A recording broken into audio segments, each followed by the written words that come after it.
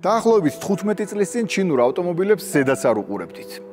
დაბალი ხარისხი, სალონში პლასტმასის სუნი, ძირითადად კოპირებული ავტომობილები, მოკლედ საერთოდ არ ვაგდებდით სათვალავში. 10 წლის წინ ოდნავ გამოსწორდა მდგომარეობა, მაგრამ მაინც ძალიან შორს იყვნენ ნორმალური ხარისხისგან. დაახლოებით 5 წლის წინ უკვე ჩინური ავტოწარმოება დანარჩენი მსოფლიოსთვის, სხვა ავტომწარმოებლებისთვის უკვე ძალიან საშიში გახდა. შეაბიჯეს არა მარტო პრემიუმ სეგმენტში, არამედ მართლაც დაიწყეს თავისი ექსკლუზიური ავტომობილების გამოშვება, რომლებიც უკვე დიდად აღარ ჩამოუვარდებოდნენ სხვებს. ახლა აი ასეთ მანქანას გვთავაზობენ. ეს გახლავთ ახალთახალი Zeekr 9X-ი, რომელიც არათუ პრემიუმი არ არის, არამედ პირდაპირ ლაქშერი კლასში გადის, ანუ ლუქს კლასია. დიდი ლუქს SUV, რომლის პრეზენტაციაზეც პირდაპირ ისეთ მოდელებს ასახებენ მის კონკურენტებად, რომ ცოტა მეხამოშება კიდეც თქმა, მაგრამ ამას მერე მიუბრუნდებით. მოკლედ, Zeekr 9X-ის პრეზენტაცია მსოფლიო პრემიერა ახლახან გაიმართა. ჩვენ ახლა ვართ ჩინეთში, დავესწარით მის პრეზენტაციას და გვაქვს ასევე მისი ტესტ-დრაივი. ავტომობილი საქართველოს ექსკლუზიურად იყო მიწვეული ჩინეთში და იმ დღეს, როცა მთელ ამ მსოფლიომ გაიცნო Zeekr 9X-ი, ჩვენც გავიცანით. მოდი ახლა თქვენ გაგაცნობთ.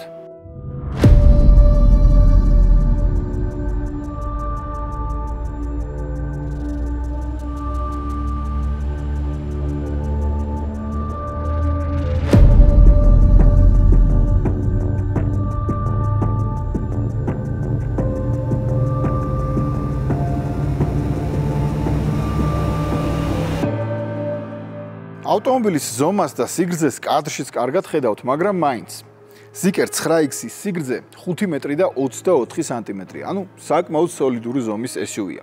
მაგრამ ამაზე გაცილებით მნიშვნელოვანი არის ის, რომ 9X-ი არის Zeekr-ის პირველი პლაგინ ჰიბრიდი, პირველი დამუხტვადი ჰიბრიდი. აქამდე Zeekr-ი მხოლოდ ელექტრომობილებს აწარმოებდა და ახლა გადავიდა აი მოქროს შუალედზე, რომელსაც მე ვიდეოებში ხშირად ვახსენებ ხოლმე, რასაც ქვია დამუხტვადი ჰიბრიდი, ანუ ელექტრომოტორიც, ამ შემთხვევაში ელექტრომოტორები და შიგაწვის ძრავაც. მაგრამ ამაზე უფრო მნიშვნელოვანი არის ის, რომ ეს არ არის ჩვეულებრივი პლაგინ ჰიბრიდი. ჩვეულებრივი პლაგინ ჰიბრიდები ელექტროსვლით გადიან ხოლმე, არ ვიცი, 60, მაქსიმუმ 80 კილომეტრს. ეს 60-ან 80 კი არა, 280-დან 350 კილომეტრამდე მანძილს გადის ელექტროსვლით.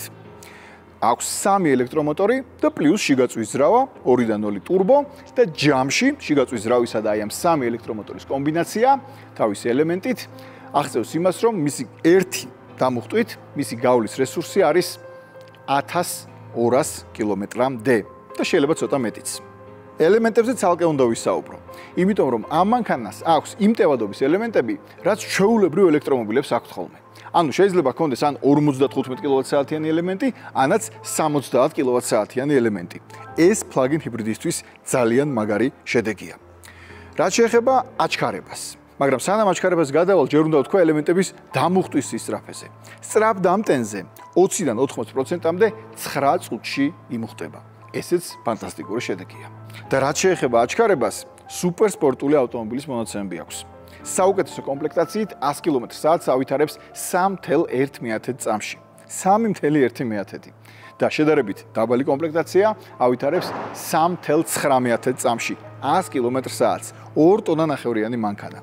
აქვს 900 ვოლტიანი სისტემა, არის რა თქმა უნდა სრულამძრავიანი და აქვს 1381 ცხენის ძალა.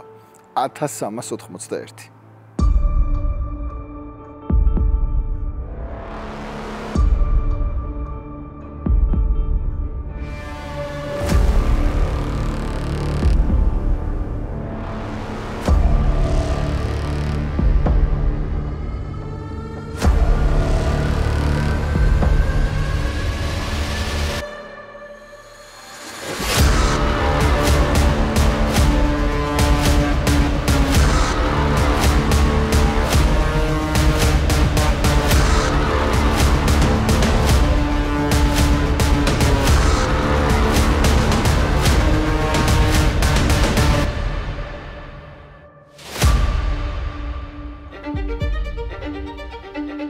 მოდი ახლა ამ მანქანის დიზაინი შევათვალიეროთ.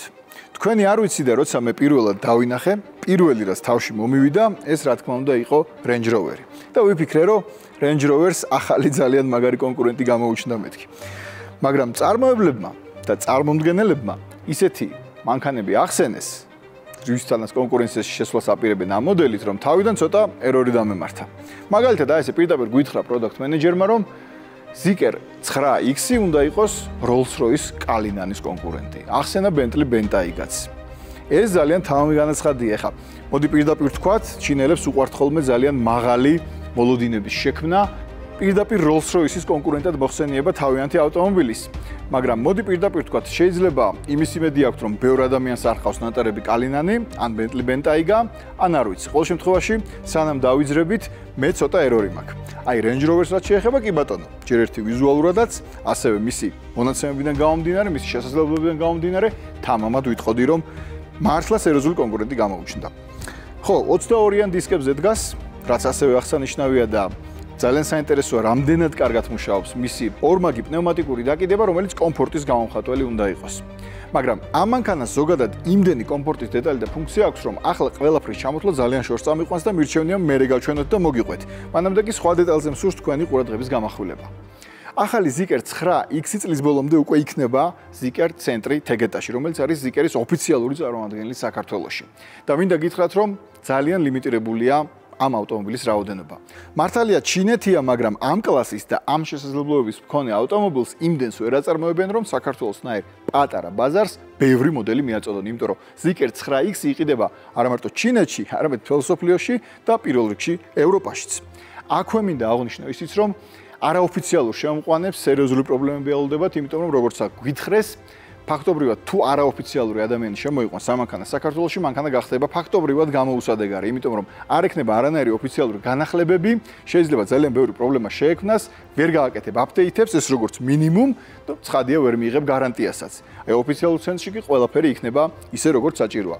გნებავთ გარანტიის მხრივ, გნებავთ აპდეიტების მხრივ.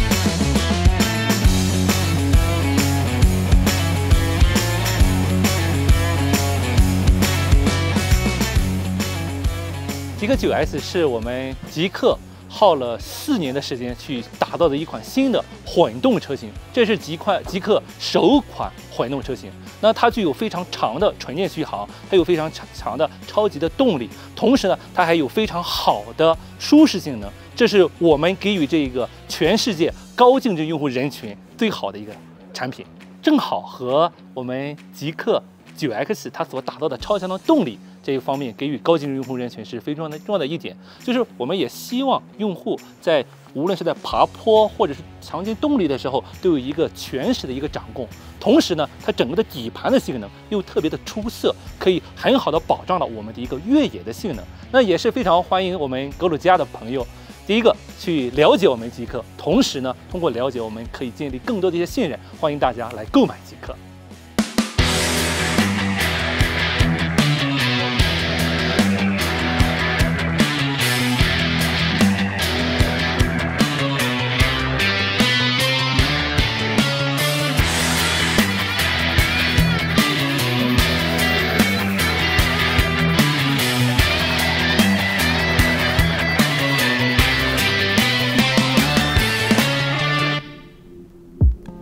ახლა ნახოთ უკნიდან. Zeekr-ი ამ მანქანის შექმნისას უფრო შორს წავიდა და გააკეთა არა მხოლოდ უბრალოდ განათების ხაზი უკან, არამედ მთელი ეს წრე, რომელიც შეკრა LED განათებით, რომელიც სხვადასხვანაირად ციმციმებს, სხვადასხვანაირად ანათებს, მუსიკას ყვება, როგორც უკან, ასევე წინა განათება და ასე შემდეგ. ეხლა მინდა გაჩვენოთ საბარგული, რომელიც ისე გაკეთებული, რომ როცა დიდი ოჯახი წავა, შეიძლება პიკნიკიც მოიწყოს, ესე გადმოდის, აქ შეგიძლია მოიწყო რაღაცა პატარა მაგი და აქ აქვს თავისი საკიდები, რომელიც 2 კილოგრამს უძლებს, ესე აწერია 2. ანუ ტანსაცმლის ჩამოსაკიდებელია რეალურად. ძალიან საინტერესოა ის, რომ როდესაც საბარგულს ახდით და ესეც გადმოვა, აი აქ მაინც რჩება განათებები. ეს იმისთვის, რომ სხვებმა დაგინახონ, რომ მანქანაა. ესეთი გადაწყვეტილებაც ლაქშერი მანქანებს ახასიათებს. უფრო საინტერესო არის ის, რომ ზოგადად ავტომობილის სავარძლების კონფიგურაცია არის 2+2+2. ანუ 2 წინ, 2 უკან და კიდევ 2 უკან. ეს უკანა მესამე რიგის სავარძლები მოძრაობს. როგორც წინ, ასევე უკან საკმაოდ დიდი დიაპაზონით და შეგიძლიათ აკონტროლოთ როგორც წინიდან, სავარძლების მდგომარეობიდან, ისე აქედანაც. აი აქვს ღილაკების მიხედვით შეგიძლიათ აკონტროლოთ. აი ამ უკანა მესამე რიგის სავარძლების მოძრაობა. იმისაც რომ მეტი სივრცე დარჩეს ან ბარგისთვის, ან უკან მჯდომი ადამიანებისთვის. აქ არის განათებები და არის 220 ვოლტიანი როზეტიც, იმისთვის რომ დაგჭირდათ და მარტივად შეგვიძლია გადავწიოთ უკანა სავარძლები და თუ არ გჭირდება მესამე რიგი, საბარგული ხდება უკვე ძალიან დიდი. აი ასე.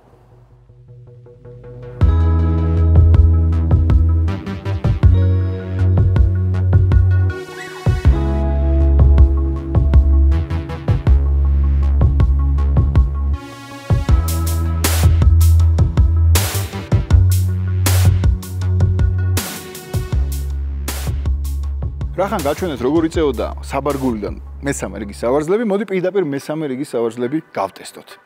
ჯერ გავაღოთ უკანა კარი და უნდა გითხრათ რომ ასეთი ფართო გაღება ძალიან იშვიათია. თითქმის 90 გრადუსი. მე არ მახსენდება ბევრი ყოველ შემთხვევაში მანქანა ან ერთიც კი, რომელსაც შეიძლება აი ამ ფართობზე ეღებოდეს უკანა კარი.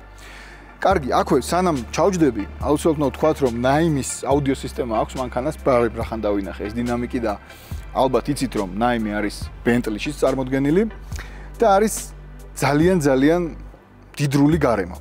დაწყებული აი ამ ნაპას ტყავით, ბოლომდე არანაირი პლასტმასები და ესეთი საინტერესო გაწყვეტილება, როგორც არის ღილაკი, რომელთაც კარი იკეტება, მაგრამ ეხლა კარს არ დავკეტავ და თუნდაც აი ეს პატარა ნივთე უჯრა რომელიც ასევე არ არის პლასტმასი. ყოველ შემთხვევაში გარედან შიგნით რა თქმა უნდა პლასტმასი, მაგრამ გარედან არის რბილი დეტალები. ჯერ მესამე რიგი ვნახოთ. აი აქ არის ორი ღილაკი. ამ ორი ღილაკით შეგვიძლია გავწიოთ სავარძლები, რომ გავგვითავისუფლდეს სივრცე. საზურგეს რა თქმა უნდა გადმოვიდა. აი ეს არის ის სივრცე, რომელიც გვაქვს მესამე რიგში. აი ამას მიაქციეთ ყურადღება. წინათ საკმაოდ ნორმალურად არის. და უკან აქვს ცალკე მესამე რიგის სავარძლებსაც აქვს თავისი განყოფილება იმისთვის რომ გამოწიო წინ, იმისთვის რომ უკან გაუთავისუფლო ბარგს მეტი ადგილი, ან გაწიო ბოლომდე. ნახოთ სადამდე გავა. აი ეს არის მაქსიმუმი, ასევე ამოძრავო საზურგე, გადაწვე მესამე რიგშიც კი და ამ დროს გამოვა წინ. ნახეთ კიდე აგრძელებს, აი შემილია ესეთი წამოწეული პოზიციაც კი მივიღო მესამე რიგში ხალხო. მესამე რიგის სავარძელს ასევე აქვს გათბობა და გაგრილება.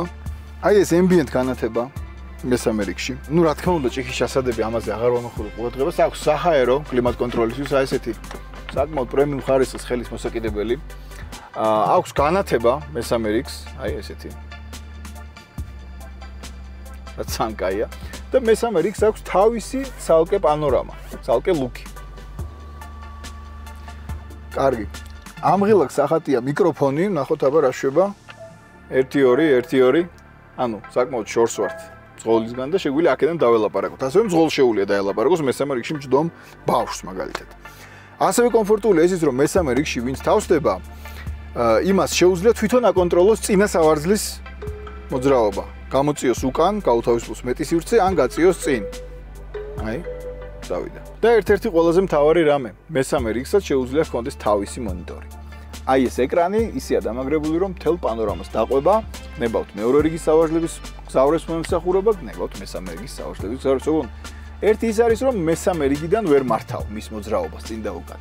მაგრამ არა უშავს ეტყვის წინ და გაგიწევენ, გამოგიწევენ. ხო, ნუ მესამე რიგში რო თავის ეს ფარდაც აქვს, ეგეც ძალიან მნიშვნელოვანი ამბავია.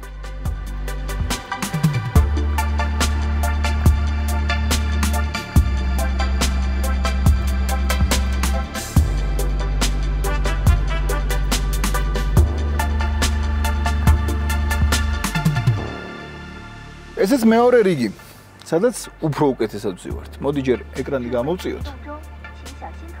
ესე გამოდის. და მიმოვიხილოთ უკვე მეორე რიგის სავარძელი. ასე დავაყენოთ საკმარისი. ამას წინ გადის? შეუძლია იქამდე გავიდეს. ოკეი, აი ეს არის ბოლო პოზიცია. კი ბატონო, შვენიერი. კარგი, აი აქ რა თქმა უნდა უფრო უკეთესად ზიხართ, აქ უკვე მართლა მდიდრულად ზიხართ, რასაც ქვია. სავარძლები არის ძალიან კომფორტული, ასევე ნაპას ტყავით შესრულებული. აქვს მასაჟის 8 ფუნქცია დავითვალეთ წეგან, 2, 4, 6, 8 ფუნქცია. აქვს გათბობა, გაგრილება, რა თქმა უნდა, ორივე სავარძელს. აქვს მათი დამახსოვრების ფუნქცია და აქვს პოზიციის შეცვლა, ისე რომ წამოვწვეთ. ნახეთ, წინასავარძელი გადავიდა წინ. და მე ხა გადამიყვანს წოლიარე მდგომარეობაში. ანუ აი ასე დამაწვინა ძალიან კომფორტულად. კიდევ ერთი რამ, აი ეს საინტერესო მაგიდა.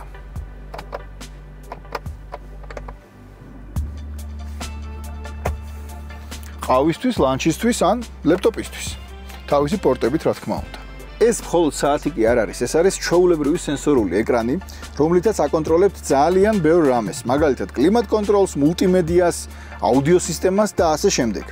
და კიდევ ერთი ძალიან საინტერესო რამე, coolbox-ი, მაცივარი, უჯრა, რომელშიც შეგიძლიათ ჩაალაგოთ სასმელები, გააციოთ, გააგრილოთ, აი აქედან არეგულირებთ მის ტემპერატურას, ჩართვა გამორთვა ხდება აქედან და აქედანვე არეგულირებთ მის ტემპერატურასაც. შეგიძლიათ საყინულე გააკეთოთ ფაქტიურად, იმიტომ რომ -6-მდე ჩადის.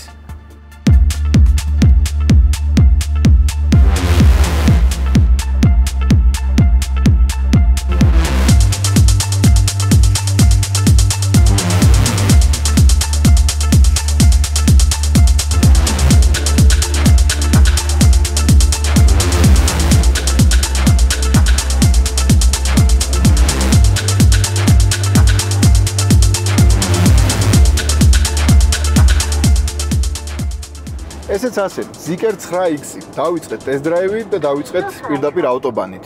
ულტრა თანამედროვე გარემო, უდიდესი ეკრანი, ხა აქ ჩვენ გვაქვს ერთი ეკრანი, მაგრამ არის კიდევ უფრო კარგი კომპლექტაცია, Hyper-ი, რომელშიც ორია ესეთი დიდი ეკრანია, გზავრისთვის ცალკე და ძალიან ცოტა ღილაკი.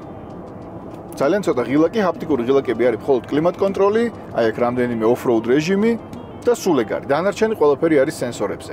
მე მაქვს ისეთი შეგრძნება, რომ მართავ ელექტრომობილს. და ახლავე აგიხსნით რატომაც. იმიტომ რომ რეალურად ელექტროსვლის რეჟიმი აქვს ძალიან გრძელი. 350 კილომეტრამდე შეუძლია მხოლოდ ელექტროსვლით გაიაროს. ამ შემთხვევაში ჩვენ უკვე რაღაც კილომეტრები გავიარეთ, ხა ზუსტად არ დამითვლია, მაგრამ აი კიდევ აი აქ გაჩვენებს პირდაპირ რომ ელექტროსვლის რეჟიმი ამ წუთას აქვს დარჩენილი 153 კილომეტრი, ანუ გზის ნახევარი თითქმის გავიარეთ, 42% და პლუს ამას ბენზინის, ანუ შიგაწვის ძრავის რესურსი არის 830 კილომეტრი. ჯამში აქვე მიწერს, რომ არის 982 კილომეტრი რესურსი. ავტოპილოტი გამოვცადეთ ჩვენ ახალ დონეზე აიყვანეს ავტოპილოტი Zeekr-ის ინჟინრებმა და მექანიკოსებმა და ყველა მოკლედ.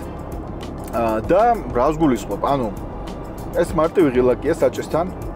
ეს არ არის ადაპტირებადი კრუიზ კონტროლი და არ არის მხოლოდ ისეთი ავტოპილოტი, რომელიც ადაპტირდება გზაზე. არამედ თვითონ ადაპტირდება სისწრაფეზე, თვითონ უხვევს, თვითონ ასწრებს და ერთ-ერთ მომენტში ხანდახან გახსენებს და ახლობთ ნახევარ წუთში ერთხელ რომ საჭეს ხელი მაინც მოკიდეო. ერთ-ერთ მომენტში გზა იყო ცარიელი, მაგრამ იყო ბარიერები. ანუ რაღაცა პატარა მონაკვეთი იყო, სადაც დაალაგებული ქონდათ ბარიერები, ეს ბარიერებიც აღიქვა და თვითონ ჩართო მოხევის ციმციმე და თვითონ გადავიდა. აი ახლა პირდაპირ ავტოპილოტის რეჟიმში დავდივარ.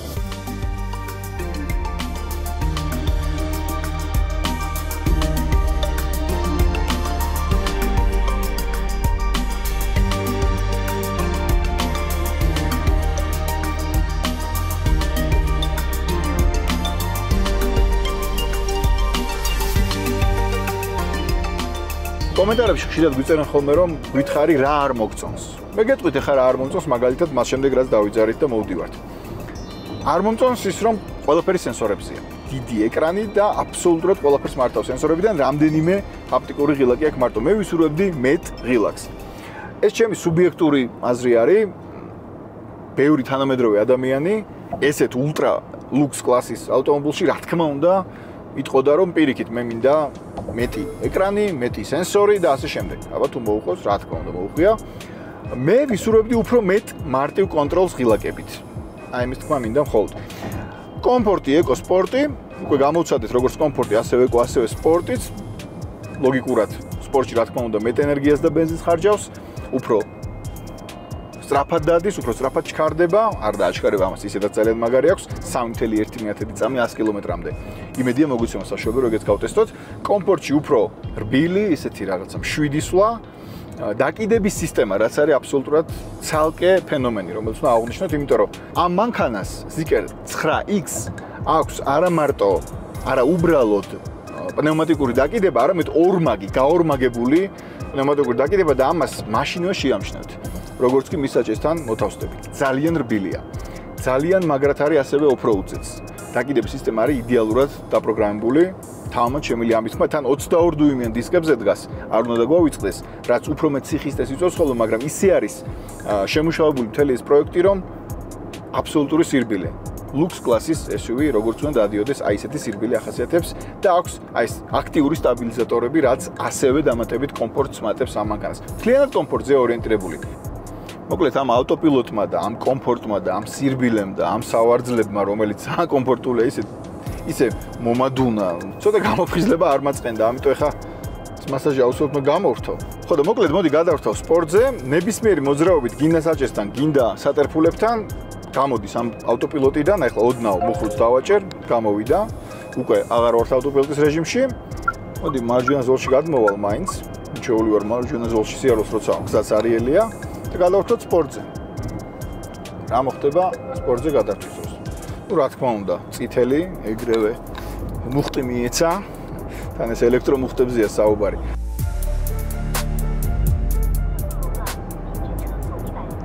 ეს ენერგია იგრძნობა 1300-მდე ცხენის ზალა აქვს მანქანას. 3 და 1 მეათედი, ნუ გააჩნია კომპლექტაციას იქ. არის მომენტები, როცა 3 და 9 წამში ჩქარდება, მაგრამ 3 და 9 წამიც რა მაჩვენებელია, ხო? ეს არის სპორტკარების მაჩვენებელი. 3 და 1 საერთოდ ფანტასტიკაა. ჩვეულებრივი Porsche-ის მონაცემებია, სპორტული, საუკეთესო Porsche-ი და 3 და 9-ც ძალიან მაგარი შედეგია. არა და პლაგინ ჰიბრიდია, დამუხტვადი ჰიბრიდია. ეს არ არის სრული ელექტრომობილი.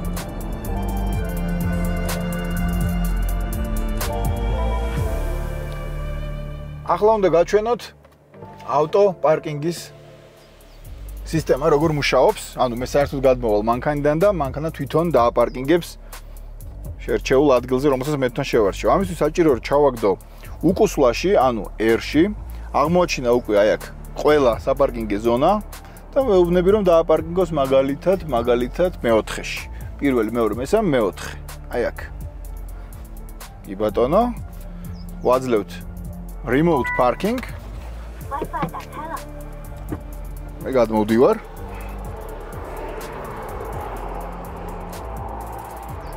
აბა ვნახოთ რამდენ ხანში დაიწყებს და როგორ დააყენებს.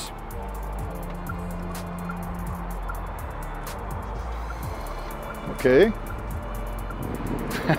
ძალიან მაგარია რა. აჰა. ზუსტად ზოლებში უნდა ჩააყენოს და საჭეს უნდა გაასწოროს მერე დატოვოს სწორად. ორ გავეკიდო. აჰა. ჩააყენა სიმეტრიულად, ჩააყენა აბსოლუტურად სიმეტრიულად. ხელები ამიწევია.